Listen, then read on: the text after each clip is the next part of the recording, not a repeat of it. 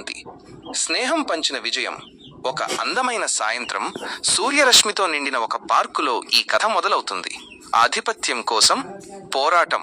అదొక పెద్ద మెరిసే ఎర్రని బంతి. ఆకుపచ్చ చొక్కా వేసుకున్న లియో, గులాబీ రంగు దుస్తుల్లో ఉన్న మియా ఇద్దరూ ఒకేసారి ఆ బంతిని పట్టుకున్నారు.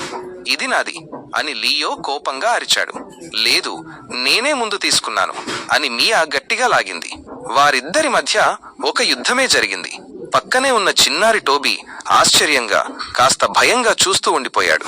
ఒక మంచి ఆలోచన. అకస్మాత్తుగా లియో ఆగిపోయాడు.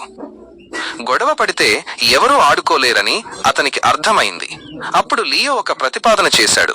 మనం అందరం కలిసి ఒక కొత్త ఆట ఆడుకుంటే ఎలా ఉంటుంది అని అడిగాడు. ఆ మాటతో మియా ముఖంలో నవ్వు విరిసింది. ఇద్దరూ కలిసి బంతిని తన్నుకుంటూ పార్కు అంతా సరదాగా పరుగెత్తారు.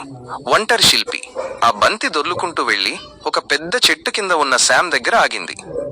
శామ్ చాలా నిశ్శబ్దంగా, ఏకాగ్రతతో ఇసుకతో ఒక అందమైన కోటను నిర్మిస్తున్నాడు. లియో, మియా అక్కడికి చేరుకుని తమ బంతి ఇసుక కోటను తాకినందుకు క్షమించు, సారీ అని చెప్పారు. కాని శామ్ నవ్వుతూ ఆ బంతిని అందుకున్నాడు. అద్భుతమైన ఇసుక కోట. స్నేహితులందరూ శామ్ చుట్టూ చేరారు. ఇప్పుడు అది కేవలం ఒక బంతి మాత్రమే కాదు, ఆ ఇసుక సామ్రాజ్యానికి ఒక మెరిసే కిరీటంలా కనిపించింది. అందరూ కలిసి ఎంతో జాగ్రత్తగా ఆ ఎర్రని బంతిని ఇసుక కోట పైభాగంలో పెట్టారు.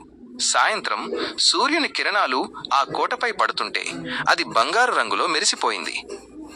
బంతిని తన్నుకుంటూ ఆడుకోవడం కంటే అందరూ కలిసి ఒక అందమైన కోటను నిర్మించడంలోనే అసలైన ఆనందం ఉందని ఆ స్నేహితులు తెలుసుకున్నారు. మీకు ఈ కథ నచ్చిందా?